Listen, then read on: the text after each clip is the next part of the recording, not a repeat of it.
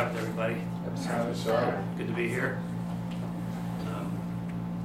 I'm really glad I'm sitting down today. I am exhausted. I don't know, I maybe slept 8 or 9 hours last night, but I had this last week, I've been going at it pretty hard. We have a lot of meetings, and I'm doing a lot of these workouts now at noon. And for a number of months now, these guys, you just show up and they're off in there, and we do these, they train for these events like the Spartan races. Have you ever heard of those? Oh. So they're getting me in the Spartan workouts routine, running 4 miles and then 2 miles with a 25-pound bar. They call that the Navy SEAL run. I mean, this is really, it's a lot. It's getting harder to get out of bed in the morning. But I guess it's a good thing. It's at noon, so then we come back, and it's nice to be outside, enjoy the weather near where the office is. So I appreciate sitting down today. And it's good to be here among longtime friends and brethren too. I was in Calgary a month and a half ago, maybe, visit the church there, and they're doing okay. And I traveled from there down to California for business, and finally came back. And when I came back, my Bible was gone. I lost my Bible. I've had it for years. I don't really mark it up too much, so this isn't a huge deal. But so I'm using a substitute old King James Bible today. I do have a brand new King James one at home, but it's brand new. I mean, it'd be very distracting when I turn a page. It'd be like, crack. So I'll have to kind of break it in a little bit. So today we're going to use this thing. This is King James version. The feast is coming up. I'm looking forward to that. I don't know any more announcements wise. As far as we had a baptism a couple of weeks ago, and a fellow found us on the web, and it's always great to have. And his wife will be baptized soon. She would have been baptized with him, but she wanted to see how it was done. Her back is very weak, so now she saw us. So that's great, and we look forward to having that happen. All right, so my topic today is going to, we may step on some toes today around here, I don't know. That's okay. We need that once in a while. So like I said, one time I said, let's gird our loins here. Gird your loins. What does that mean anyway? It's kind of an awkward statement. I know what it means. What does it mean, get your steaks ready for grilling or something?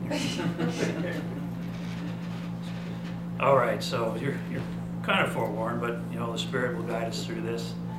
I gave the same presentation in Chicago 2 weeks ago. I wasn't in Chicago last week because I went to see Kim in Boston, and we went to United Church of God services for Sabbath and trumpets, and so that was good. But it took a while to get out there, but we found our way. But I gave generally the same message a couple weeks ago to deal with what I see. I've seen it for a while, but a rising increase in our conversations in church and everywhere else of conspiracy theories. This is going to happen. The world's going to end. Common currencies. Obama's up to this. He's up to that.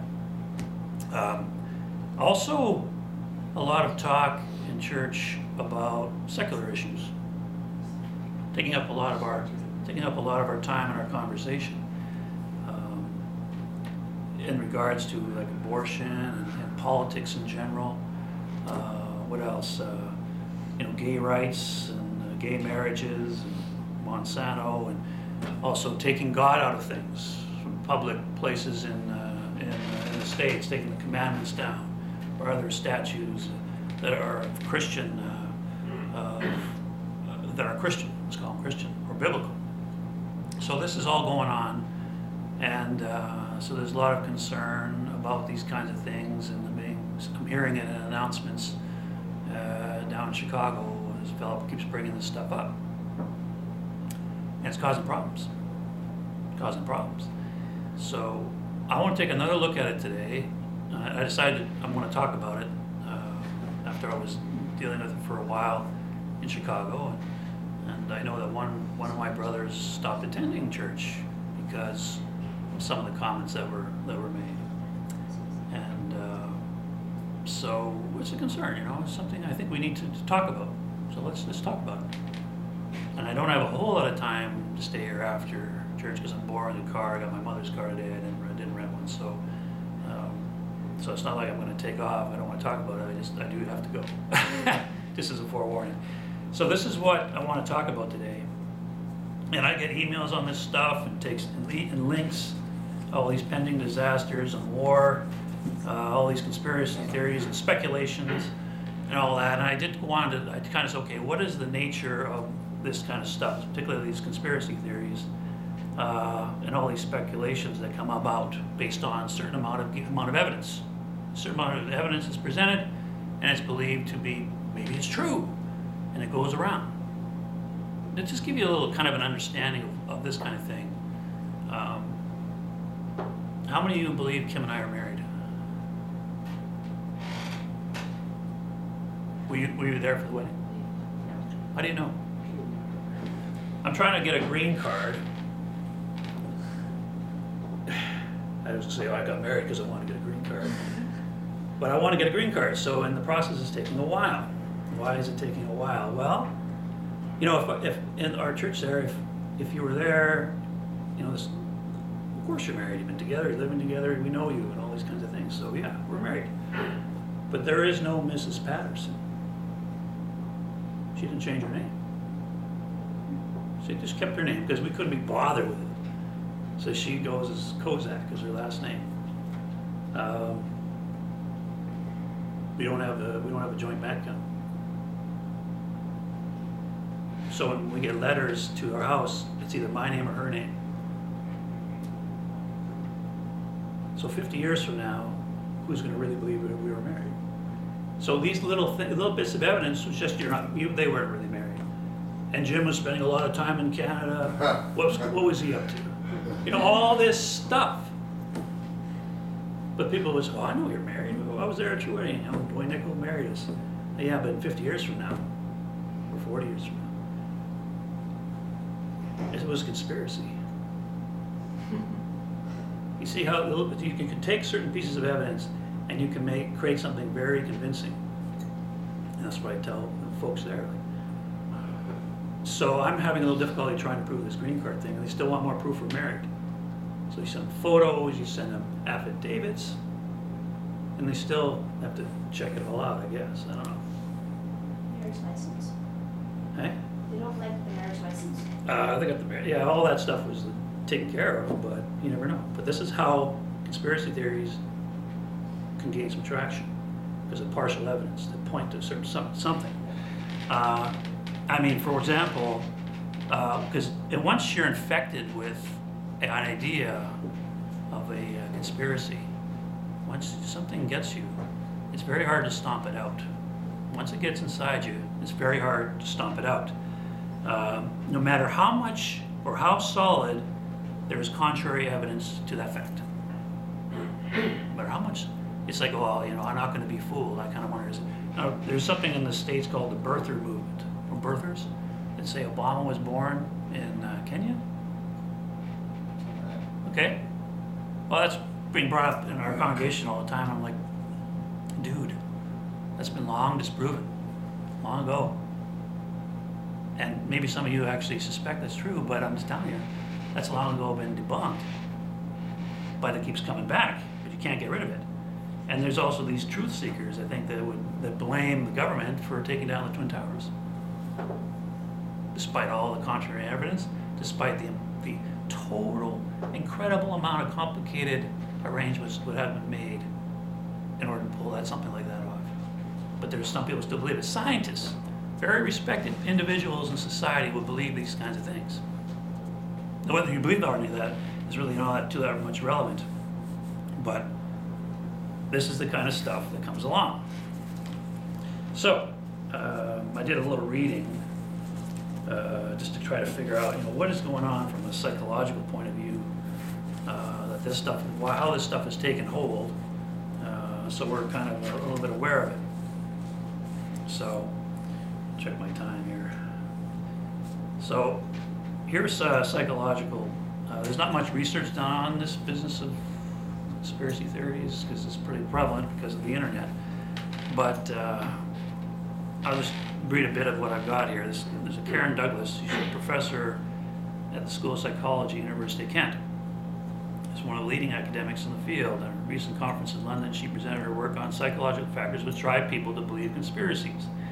There isn't a great deal of data out there, she's saying.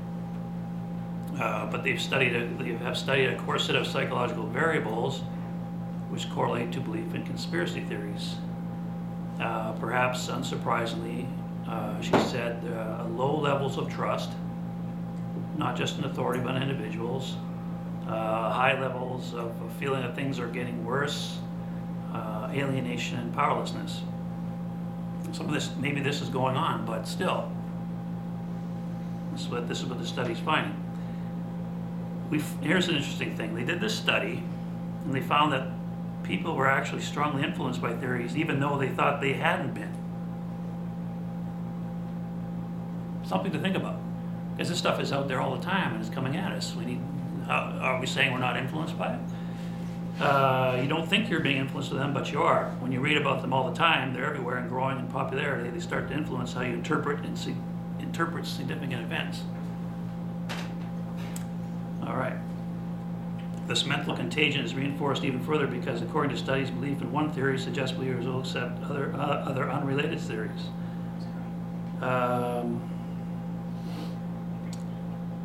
Let's see here.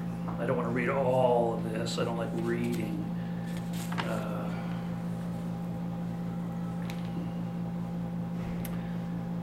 Another professor, his name is Chris French, he says that the single strongest predictor is whether you believe in conspiracy theories, whether you believe in other conspiracy theories, even when there's no connection. This French fellow identified a number of personality traits which correlate to whether someone will be susceptible to conspiracy beliefs. They include people who believe things happen to them rather than a result of their own actions. And he says also people who hold religious beliefs, which is us. We may be susceptible to these things. Mistrust in government is a key factor behind many theories, the most enduring of which most involve some aspect of malign and underhanded government or secret service activity. While some conspiracy theories remain largely harmless to society, ones that foster mistrust in authority and increasingly being shown to have serious large-scale consequences. Okay. What else does it say? Well, there's a real hot button in here. I won't touch that one, but let's see. Okay. These two doctors,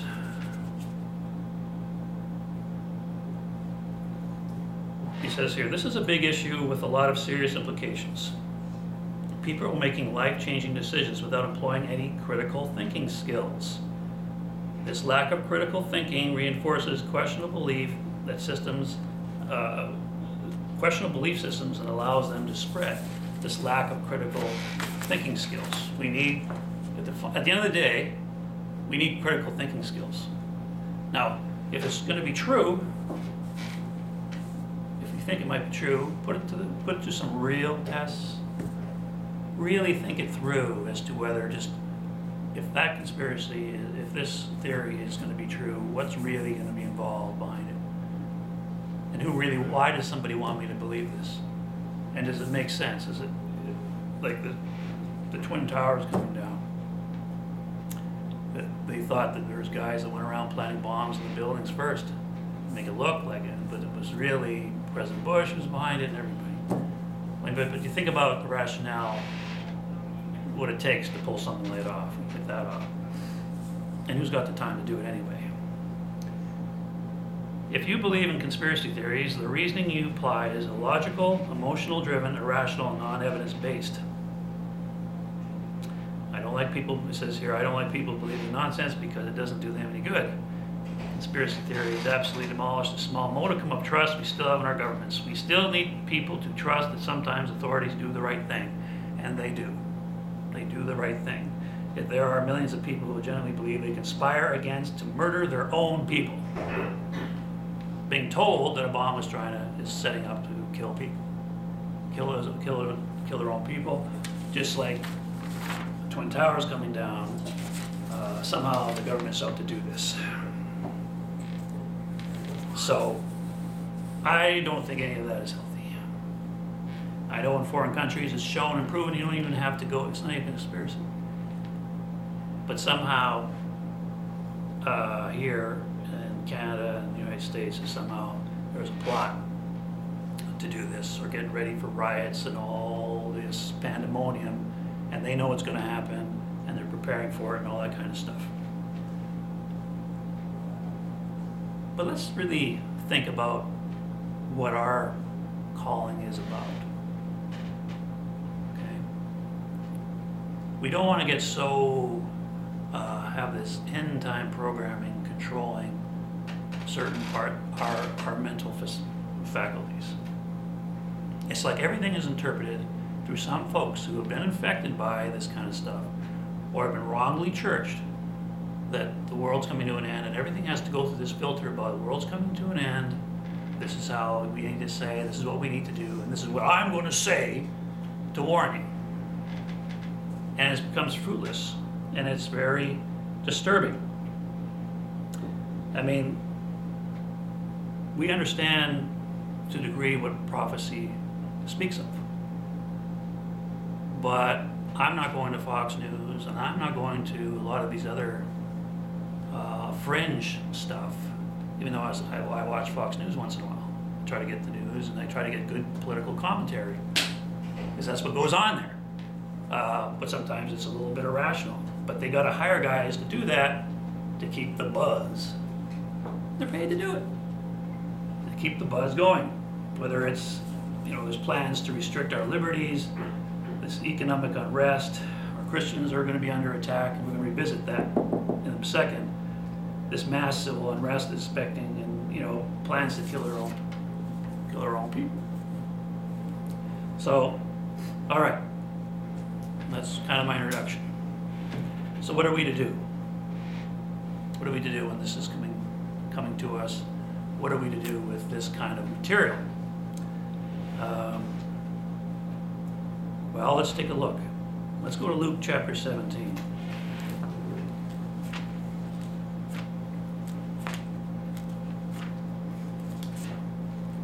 Luke chapter 17, verse 22.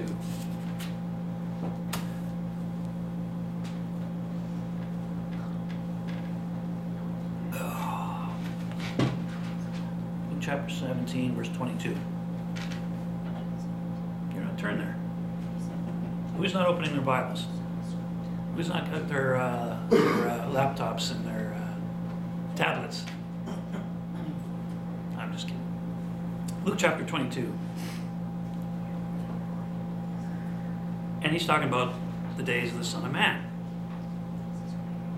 And he said to his disciples, the day will come when you shall desire to see one of the days of the Son of Man, and you shall not see it. He didn't say you're going to see it. You're not going to see it. You're going to desire it. And they will say to you, see here or see there. Go not after them, nor follow them. What's the message embedded here for us in this statement? What is it he's saying? There's something here that Jesus wants us to know about the Christian life leading up to his return. There's something here he wants us to know. What does he want us to know? Don't continuously evaluate everything that's going on.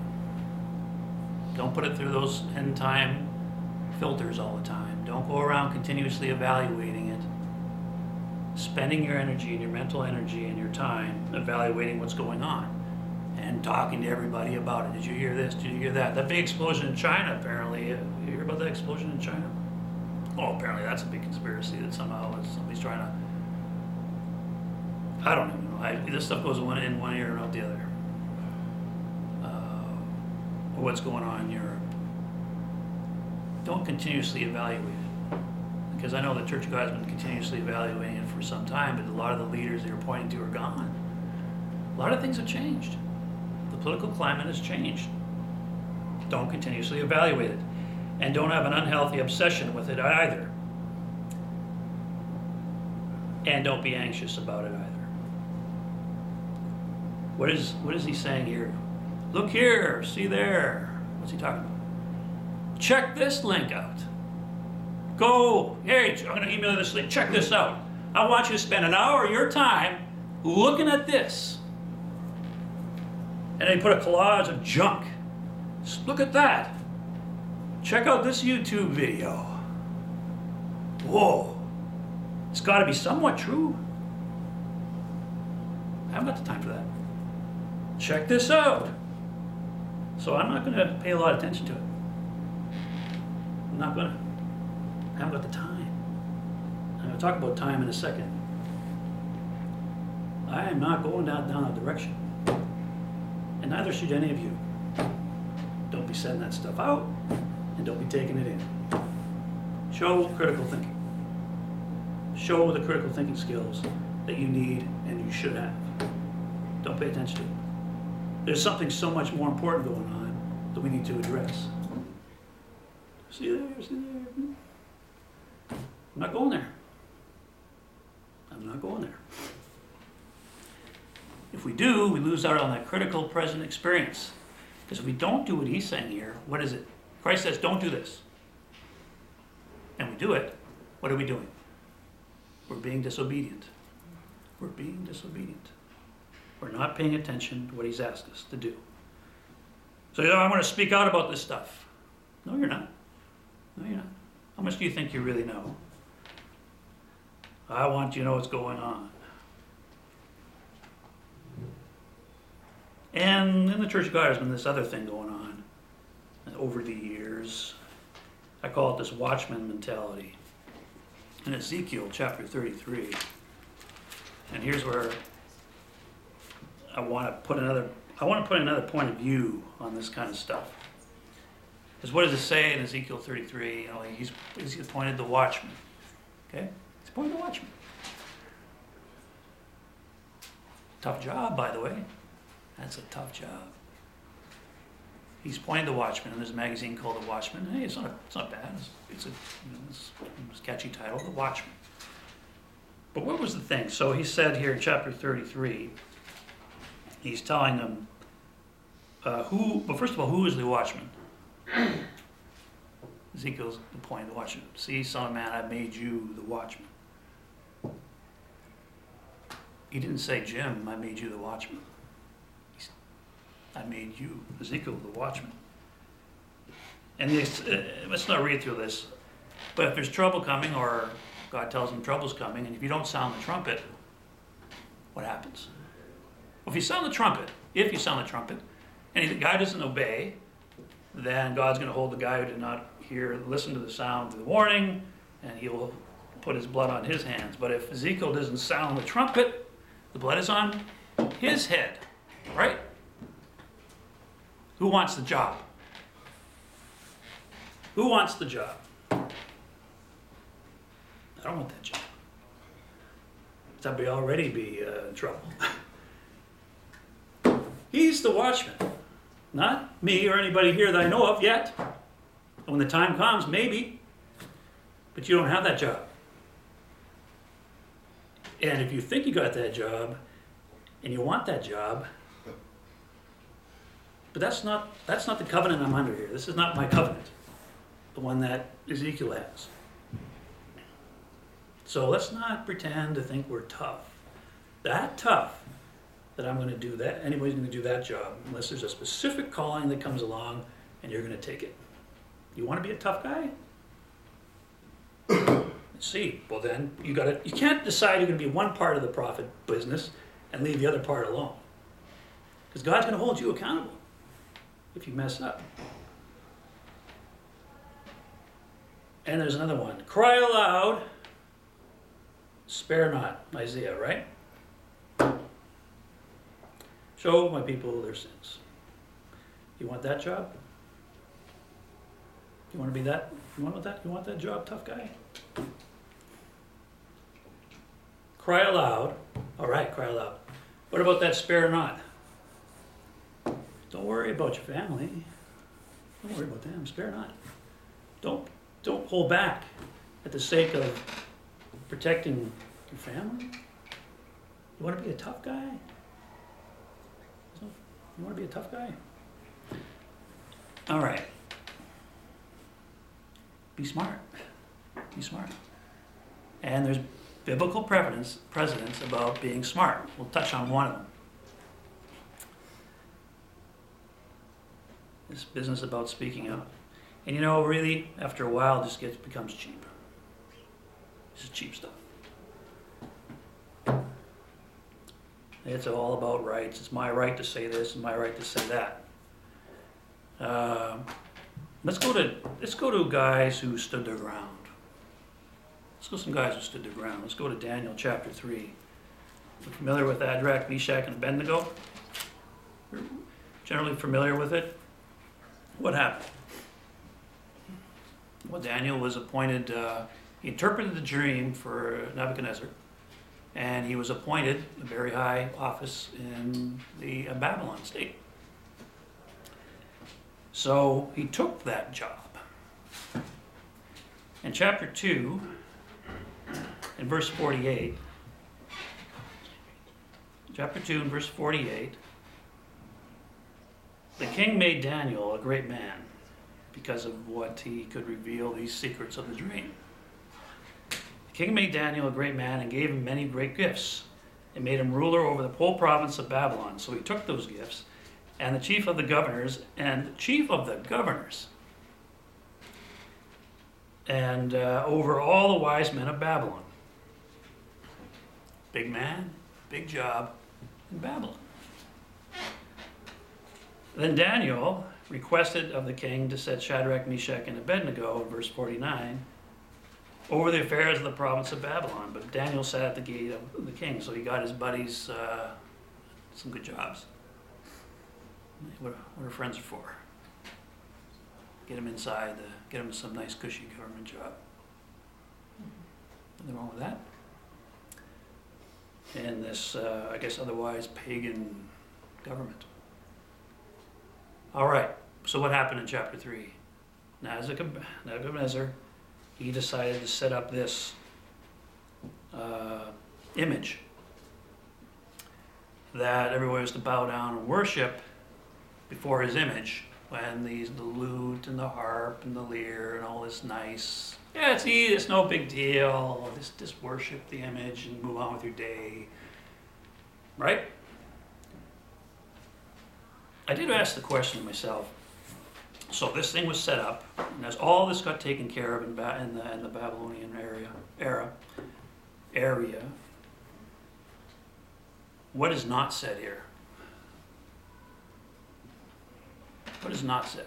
I mean, these guys had high authority. They let it happen. I'm telling you what's not said. I don't know what happened, but it wasn't said. But it may not have been under their watch, but it certainly happened, and they saw it. What did they do about it? Did they start firing off emails about it? Did they start sending letters? Did they go down the street and start shooting their mouths off, saying, this is a pagan thing, don't worship it? What did they do? Perhaps the smart thing was not get into that. Daniel's completely it doesn't even show up in this thing. But what they did do is they did not worship the image. That's where they drew the line. If somebody else is going to go off and do this, if they ask you about it, tell them what it's all about. Why don't you bow down and worship this image? Well, here's why I don't do that. I'm not running around. Looks like they're not running around sending off letters and going down the streets. They didn't do that. Can we be smart about this? They didn't quit their jobs either. This is wrong, I quit. They didn't do that either, did they? I'm interested in why they didn't do all that, and that's what the thing is. Can we get a lesson from that in modern times? Can you think about that? I know that there was the lady, Kim Davies. You know, there was she clerk in the marriage license office, elected official, Didn't give out the marriage license. Okay, what's Jim's big opinion on this? Is that what you expect me to hear from me next? I really don't care, to be honest with you. If this is how she felt, even though she was breaking the law, what is breaking the law? There's a lot of precedence on that. But that's what she chose to do. And everybody got involved, and people stood by her, and that's good. But I'm not really making an opinion on that, because at the end of the day, what really matters? What's going to matter after this is all forgotten?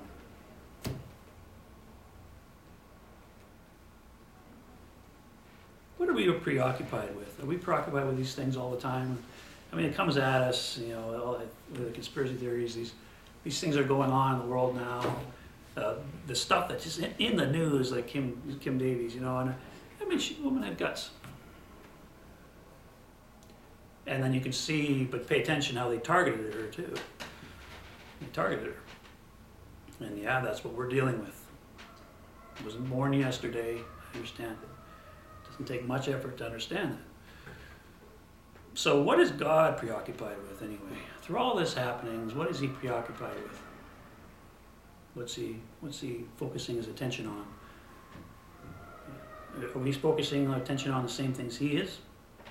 Because I would imagine he's asking us to do as he is, to walk as his son walked. What is he preoccupied with? Well, I remember I was thinking about this watching the news. All this stuff, man, come home from work, and you're eating your food, you might be having a beer, petting the cat, talking to the kids, whatever it is you're doing, and you got all this coming at you. Because you turn the TV on, and they got bigger screens now. Bigger screens. Psalm 34. Psalm 34.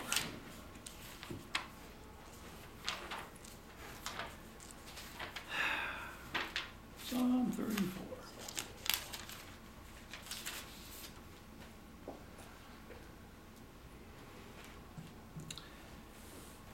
Yeah, Psalm 34, verse 15. Psalm 34 and verse 15.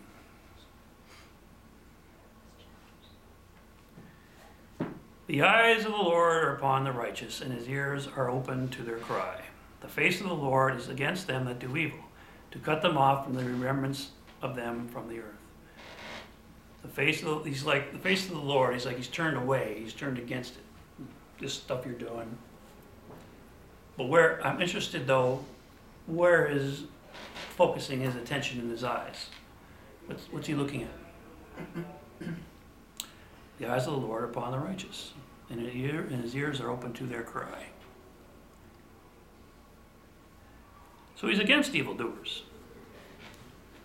But his eyes are on the righteous. Why? Why? Just think about it. Why? Because it gives him pleasing satisfaction. Do you want to go around angry your whole life? Do you want to look at this garbage that's going on? Do you think God is like watching all this stuff going on, taking notes like Santa Claus and bad kids? Like, is he really focusing his time and energy on all that? But his passion is for the righteous, because it pleases him. And that's where he sees value too. There's no value in the garbage. That's going to be burned up. That's the plan for all that has already been well established. We all know what that's going to happen. And he's looking out for them. He hears their cry. So I asked myself the question, this is the scripture that came to my head, is like, what is God preoccupied with? Is he watching all this stuff? Is he paying attention to all this stuff? Peter talks about it too. In Psalm 37 verse 1 says, do not fret over evildoers. Don't get overly mad about it. Be careful, because it'll consume you. You can be hurt just by being angry at the evildoers. And people who anger you control you too. They take up your time and your energy that may best be transferred to some other areas. Okay? Some other areas. John chapter 4.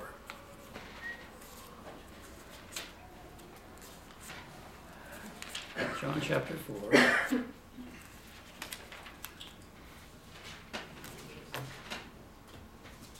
verse 23. What's God preoccupied with?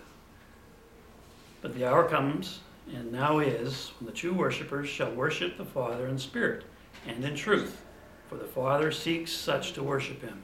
He's looking around, and it suggests here that they're not easy to find true worshipers, but it suggests that he's looking for true worshipers. He's spending his time on that. And if you're involved, if you're looking for true worshipers too to help worship him, I mean, it's called sharing in the passion. What's your passion? Revisit what your passion is. Do you want to see the church grow? Do you want to see people grow? Do you want to be excited when you see people come to God and start worshiping him in truth? Can we share in that passion? That's really the truly converted, are those who are sharing in his passion. I don't think we're asked to share in his wrath necessarily, but to share in his passion, to be worshipped. That's the whole program. So, I'll ask the question again, what do we as Christians need to be preoccupied with?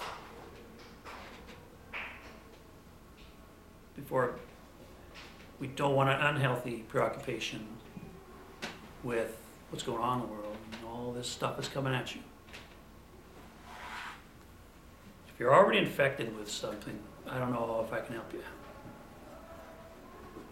Hopefully you're not going to get infected by what's going on in the world. Well, let's go to Psalm 119. What are the things that we should be preoccupied with? We sang about it today, didn't we? We sing it. Are we singing it just to sing it? Oh, how I love thy law in verse 97. It is my meditation all the day.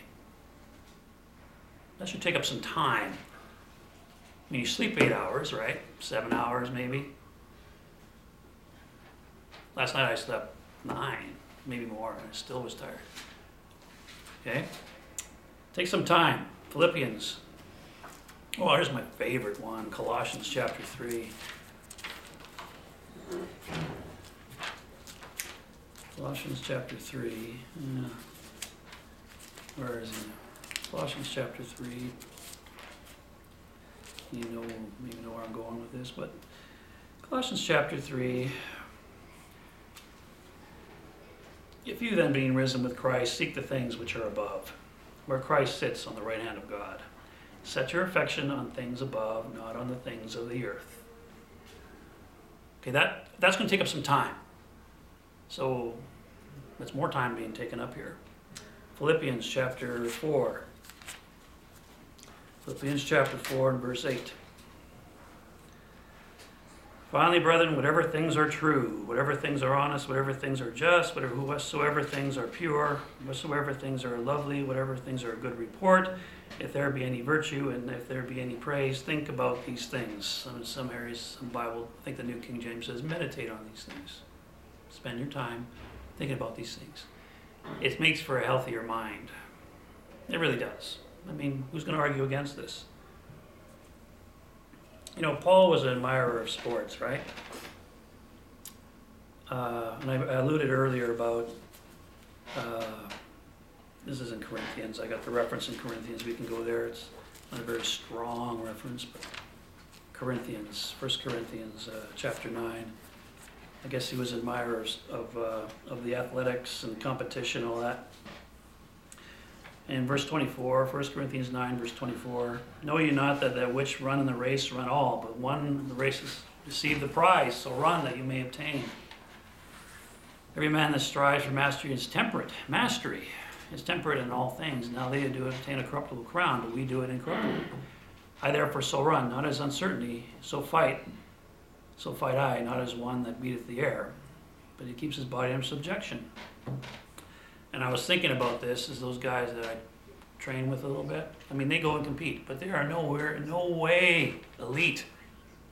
Think about the athletes that are elite in these what do they call them? Well, there's the Spartan races, then there's the Ironman and all these things. I mean, man, these guys are going for it. These guys and gals are going for it. And these guys, train with are really, they're fit and they go for it. They're not elite. They're not elite. But we're being called to receive the prize. It takes a lot of effort and training. Lots. So where do you want to spend your energy? Really, where do you want to spend your energy? Okay. There's another, I have a reference here in Luke chapter 13. Luke chapter 13.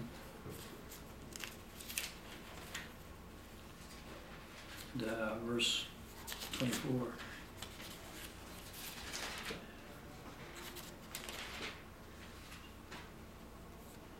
Strive to enter into the narrow straight gate. For many, I will say to you, will seek to enter in and shall not be able. I did a sermon out on this verse years ago, and I haven't forgotten. I looked up the word strive and seek. There's two words in here. Strive to enter to the narrow straight gate or the narrow gate. And for many, I say unto you, will seek to enter in and shall not be able. The seeking is the casual, passive way of doing it. It's a different word. Striving is really a hard-pressed, go-for-it type of thing. Seeking is a casual thing. Well, I'm righteous enough. I got enough doctrine figured out here. But yeah, I'm better than this person. I keep my minimal standard going. That's seeking. It's a casual. There's a passion involved here, and that passion comes along. But if you're passionate about junk, you're seeking, because you think you're righteous on a comparative basis, and you are not. That's not where the righteousness comes from, because you're angry, because you see how horrible the world is, and comparatively you're better. God isn't looking at that at all. Couldn't care less.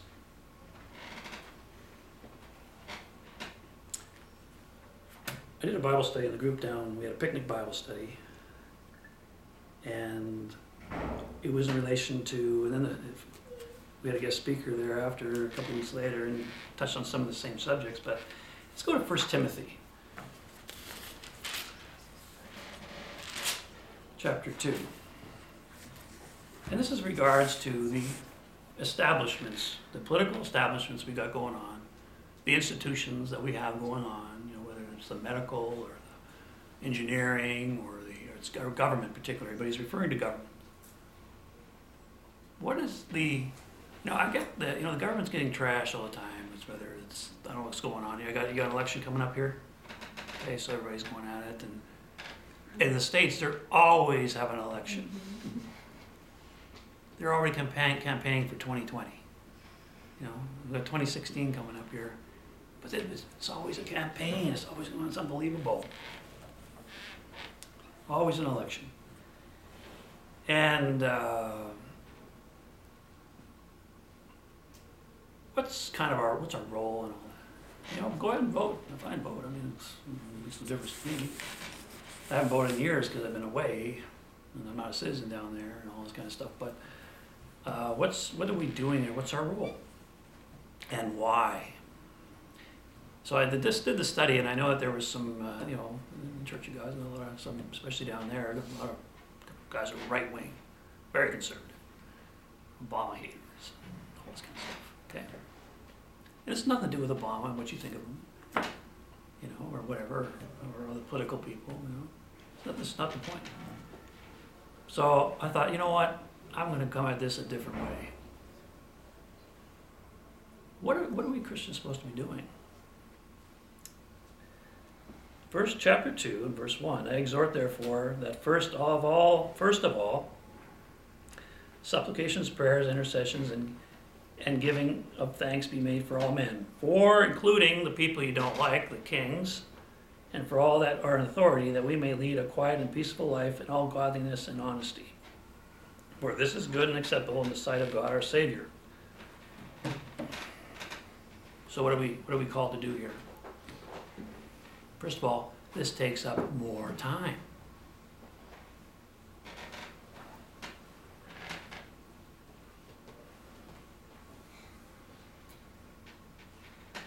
it takes up more time. And by the way, I'm going to make a prophecy towards the end of this sermon and tell you how much time we have left. And I'm going to publish it in Shepherd's Voice. And you guys can decide no longer be a part of Shepherd's Voice when I do it, but it's up to you. But it's coming. I'm going to tell you exactly how much time we have left. So look, he says, I exhort therefore, first of all, supplications and prayers, intercessions. Have you made an intercessory prayer lately for leaders of this country? You're too mad at them. So I say this, and I'm saying these the folks in Bible study, I know, and they're fighting me. Oh, well, you got to say it though. You got to fight. They don't want to hear it. Because it's so easier and it's cheaper to cut somebody down. But if you're asked to do this, whoa, it changes. You know, it's like life gets flipped upside down when you become Christians. Like certain things that we thought were true and obvious and you stood up for, maybe not so true. But here's the thing: why would you want to pray for Obama, his vice president, or the next leader? Why wouldn't you? Well, you should. You should, because the state has domain over has a lot of power, and if there's going to be peace around, if we're going to have a peaceful place to operate, we should be praying for them to help keep us safe, to help keep us okay. But what for? Just for our own comfort? Look at the context. Paul was beating up on, he was attacking, he went around with an authority, taking out Christian, persecuting the church. He admits it. So he says, therefore, in chapter 2 and verse 1, I exhort. It's very strong exhortation. He's got a message to Timothy, because Timothy is probably trying to think, well, who is righteous and who isn't. But Timothy, I was an extortioner, or whatever I was horrible. You love me, Timothy, but I wasn't that guy. I'm not the guy you know now. We want an environment where we can cultivate the gospel. That's why we want to pray for these intercessory prayers and supplications, so that we can continue doing the work. So we have the freedom to worship here and do all these things. Because Christianity is under attack. Okay, tell me all about it, but when was the last time you prayed to God on your hands and knees and begged Him for time? Why? Because you're passionate about the gospel. You're passionate about, like I referred earlier, about bringing people to be saved. Can we switch it around a little? So, let's not jump to conclusions on things like that. I wasn't born yesterday or begotten last night or whatever it was. What's going on? I don't have to spend any time knowing what's going on. But what is the calling that you have? What is the calling?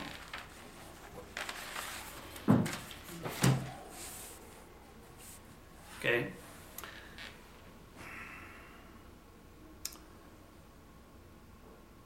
I said I'll tell you how much time we have left. You ready? We've got no time left at all. There's no time left. I just went through all these scriptures about all this work you got to be doing. There's no time left. And there's my prophecy. There's no time left. The time is now to be busy, to start thinking about these things, to get the gospel out. There's no time left. And we got to look after ourselves, we got to look after our kids, we've got families to provide for, work. Well, where do we find the time to be distracted by things of little value, especially to God? Where do we find it? There's no time left. No time at all. I haven't got a half hour or an hour to look at junk on the internet. Just don't. We are called to seek things of eternal value. So why get distracted by these temporal things? I know they exist, I know they're real, and we gotta do some certain things.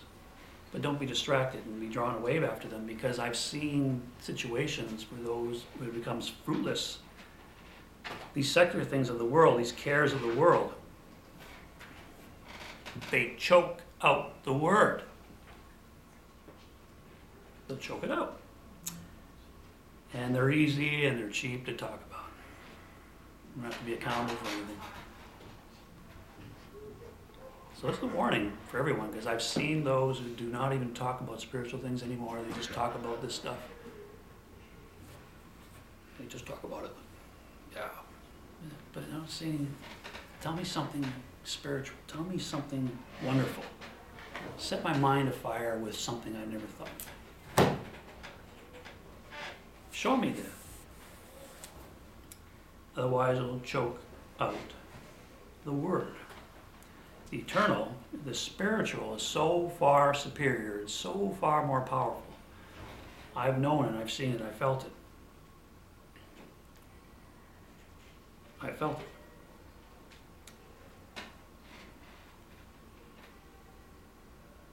All right. Ephesians chapter 5. So wrap up here.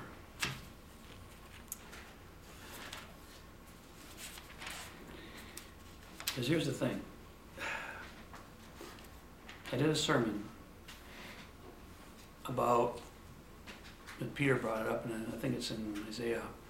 What did God say to, it was Isaiah? I get mixed up all. But the cares of the world, yeah, but there's sometimes they're very real. I mean, there's establishments are doing things for money and all these kinds of things. And we get mad, and we may have a better understanding of a lot of that. And these horrible things that occur, you know, there's the Planned Parenthood issue that came up. I mean, it's causing outrage. There's a lot of good people who are, oppose this Planned Parenthood, and we should get rid of it and then rebuild something that's proper. But how much energy do you want to spend on it? All flesh is grass. All flesh is grass. The nations rage and roar, and God is like, so I did a sermon, and I kind of butchered it a little bit. It wasn't the best sermon, but the title of the sermon was, Don't Try to Save the Grass. Don't try to save the grass. Be careful not to throw your energy on things that have little value. And don't cast your pearls on the swine. Don't try to save the grass. Don't try to save the grass. Ephesians chapter 5 and verse 15.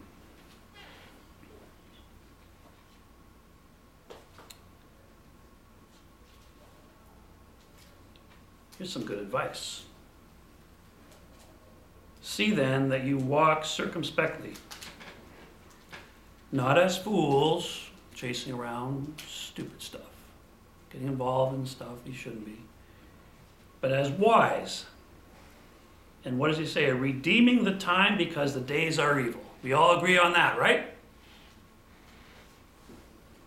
So you got to be smart about the world, right? Okay, I'll give you that. You got to be smart. But what's the next verse say? Therefore, be not unwise, but the understanding that find the understanding what the will of the Lord is. The New King James threw me off, or the Old King James threw me off here. The will of the Lord. Seek the will of the Lord in all this. Don't go seeking your own righteousness. Seek the will of the Lord in what's going on. And we talked a little bit about today. It's good, it's pleasing to God for you to do the supplications and prayers of intercession for those who do have authority over you, which is the national leaders. Can we pray for them? I'll be honest with you, I don't pray for them every night, I'll tell you that. There's not enough time. Praying for the church, praying for you guys, praying for myself. Praying, so much needs to be, that's so important. There's just not enough time. There's just not enough time. We can conclude in Jude. Conclude in Jude.